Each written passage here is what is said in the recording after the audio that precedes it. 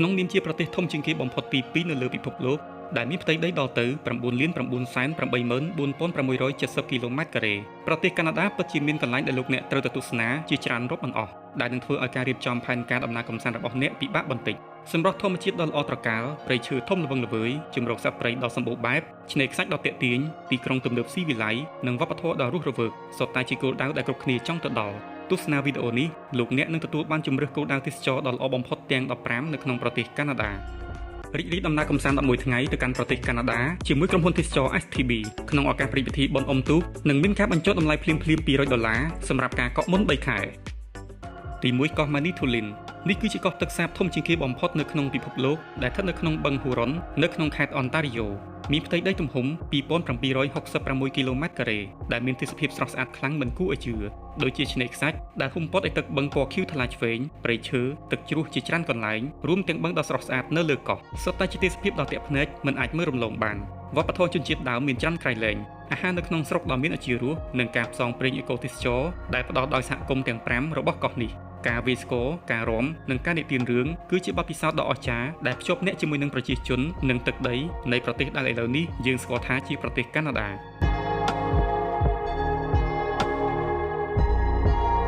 ទី2ទីក្រុងតូរិនតូគឺជាទីក្រុងដែលមានប្រជាជនច្រើនជាងគេបំផុតនៅក្នុងប្រទេសកាណាដានិងជាក្រុងរាជធានីនៃខេត្ត Ontario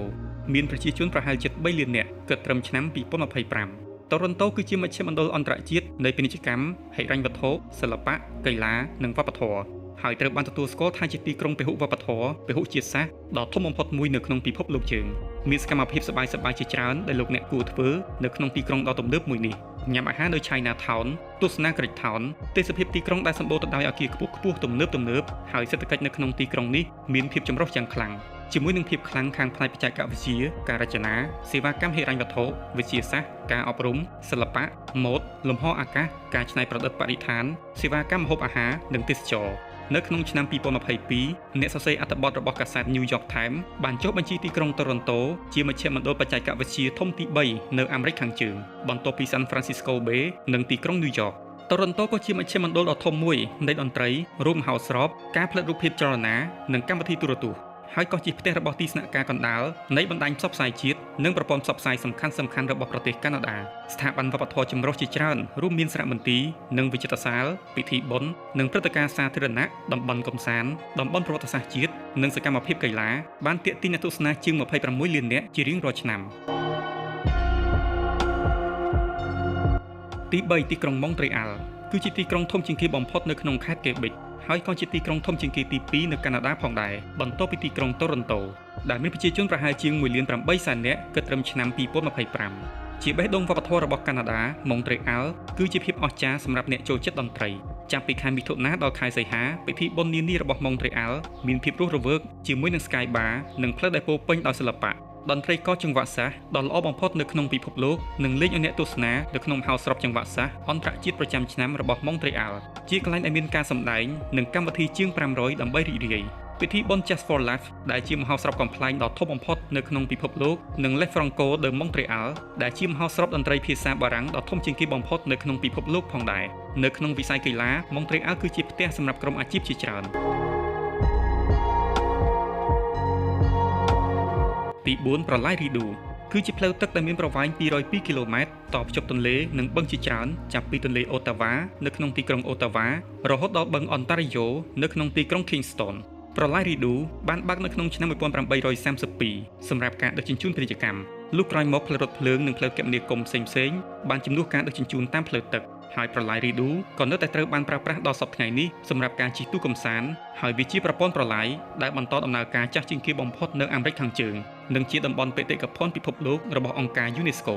នៅក្នុងទីក្រុងអូតាវ៉ានៅខែរងាទឹកប្រឡាយរីឌូត្រូវបានកកហើយបានប្រែក្លាយជាកន្លែងជិះស្គីដ៏ធំជាងគេបំផុតនៅក្នុងពិភពលោកផងដែរពិធីបុណ្យ Winterlude នៃខែកុម្ភៈបានធ្វើឲ្យមានការចាប់អារម្មណ៍យ៉ាងខ្លាំងនៅពេលដែលអ្នកស្រុកសាងសង់រូបចម្លាក់ទឹកកកដ៏ធំអស្ចារ្យ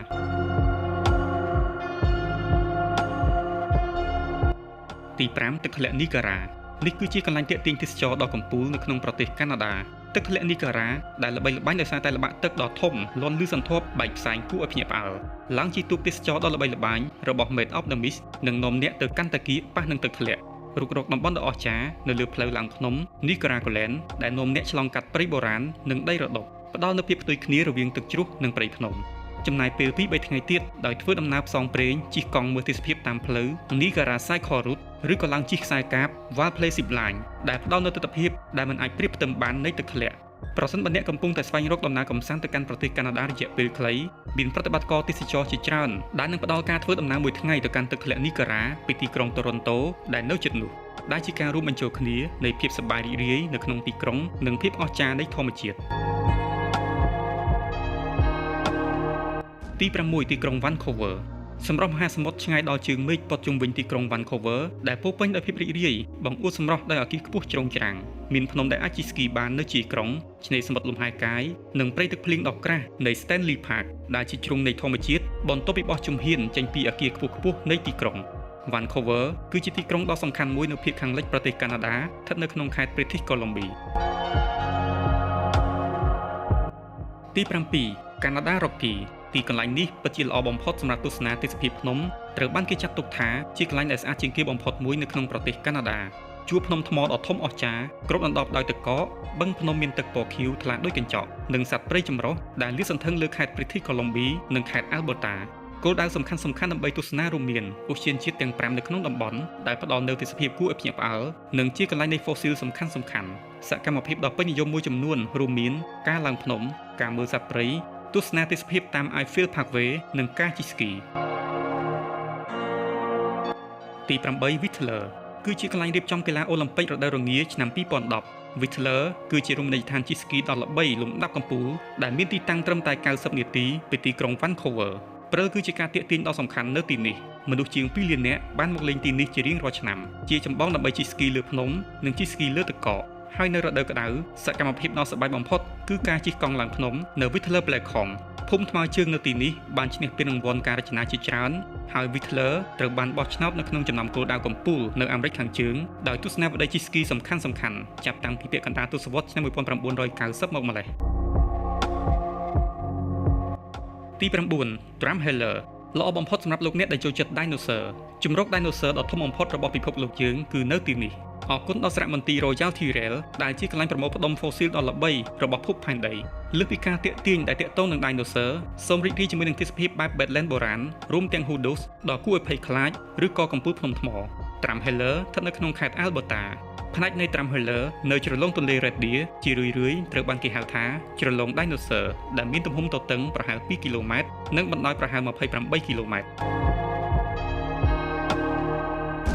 ទី10កោះ Vancouver ល្បីល្បាញដោយសារតែសម្រស់ធម្មជាតិឆ្នេរខ្សាច់និងអាហារដ៏ឈ្ងុយឆ្ងាញ់ស្ថិតនៅក្នុងខេត្ត British Columbia មានភាពអស្ចារ្យនៃធម្មជាតិជាច្រើនដែលលោកអ្នកត្រូវរុករកផ្លូវលំឆ្នេរខាងលិចនៃឧទ្យានជាតិ Pacific Rim ផ្ដល់នូវភាពស្ងាត់ជ្រងំនិងរលក Tofino រួមជាមួយនឹងដំណើរផ្សងព្រេងគួរឲ្យភ្ញាក់ផ្អើលរាប់មិនអស់សម្រាប់លោកអ្នកដែលស្រឡាញ់ធម្មជាតិកុំភ្លេចធ្វើដំណើរទៅកាន់ជ្រលងភ្នំ Cowichan ដែលសម្បូរទៅដោយកសិដ្ឋានតូចៗនិងហាងស្រាទំពាំងបាយជូរទី11ទីក្រុង Quebec ជារាជធានីនៃខេត្ត Quebec ប្រទេសកាណាដាដែលមានប្រវត្តិជាង400ឆ្នាំគឺជាកំណប់ទ្រព្យនៃមនោសញ្ចេតនានិងភាពទាក់ទាញទីក្រុងនេះគឺជាកន្លែងតាំងទីលំនៅរបស់ពួកអឺរ៉ុបចំណាស់ជាងគេមួយនៅអាមេរិកខាងជើងកំពែងជុំវិញទីក្រុងចាស់ Quebec គឺជាកំពែងក្រុងតែមួយគត់ដែលនៅសេសសល់នៅអាមេរិកខាងជើងតំបន់នេះត្រូវបានប្រកាសជាតំបន់បេតិកភណ្ឌពិភពលោកដោយអង្គការ UNESCO នៅក្នុងឆ្នាំ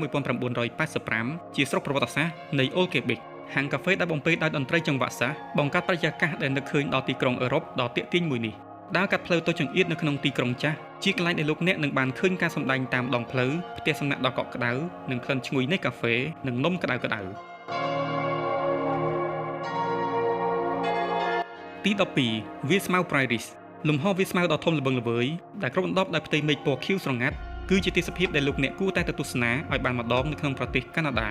Prairies គឺជាប្រព័ន្ធអេកូឡូស៊ីវាលស្មៅដែលត្រូវបានកំណត់លក្ខណៈដោយទឹកភ្លៀងទាបនិងរុក្ខជាតិស្មៅដ៏លេចធ្លោនៅលើវាលទំនាបតាមប្រវត្តិសាស្ត្រទីនេះគឺជាជម្រករបស់សត្វខ្លាឃ្មុំរាប់លានក្បាលនិងគាំទ្រដល់សត្វព្រៃចម្រុះប៉ុន្តែឥឡូវនេះភាគច្រើនត្រូវបានបំផ្លាញទៅជាតំបន់កសិកម្មជាពិសេសគឺវាលស្រូវសាលីចំការពោតនិងបសុសត្វ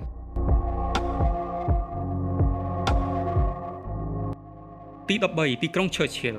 គឺជាទីក្រុងកំពង់ផែសັບអាកទិកនៅភាគខាងជើងនៃខេត្ត Manitoba នៅលើច្រាំងខាងលិចនៃ Hudson Bay ទីនេះពិតជាល្បីល្បាញបំផុតសម្រាប់ខ្លាឃ្មុំពោលដែលបានផ្លាស់ទីទៅរកច្រាំងនៅក្នុងរដូវស្លឹកឈើជ្រុះដែលនាំឲ្យទីក្រុងនេះមានឈ្មោះហៅក្រៅថា Polar Bear Capital of the World ដែលបានទាក់ទាញភ្ញៀវទេសចរជាច្រើនទៅទស្សនាខ្លាឃ្មុំពោលជាច្រើននៅក្នុងទីក្រុងនេះចាប់ពីចុងខែកញ្ញាដល់ដើមខែវិច្ឆិការថយន្តធុនត្រានឹងនាំលោកអ្នកទៅមើលខ្លាឃ្មុំពោលកាន់តែជិតរដូវក្តៅអនុញ្ញាតឲ្យលោកអ្នកជិះទូកកាចាកឬក៏ក្តារបន្ទះឈរក្បែរត្រីបាឡែន Beluga ផងដែរ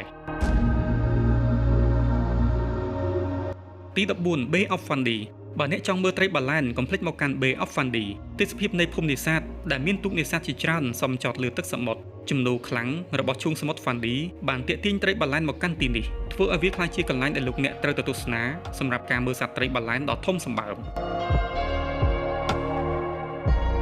ទី15កោះ Baffin មកទីនេះដើម្បីស្វែងយល់អំពីសិល្បៈជនជាតិអ៊ីនុតនិងទស្សនីយភាពមិនគួរឲ្យជឿ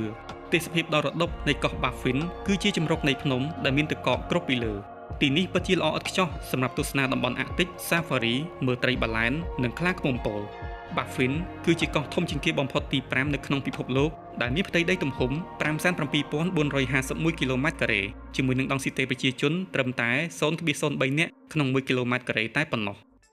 រីករាយដំណើរកម្សាន្ត11ថ្ងៃទៅកាន់ប្រទេសកាណាដាជាមួយក្រុមហ៊ុនទេសចរ STB ក្នុងឱកាសព្រឹត្តិពិធីបុណ្យអុំទូកនិងមានការបញ្ចុះតម្លៃភ្លាមៗ$200សម្រាប់ការកក់មុន3ខែ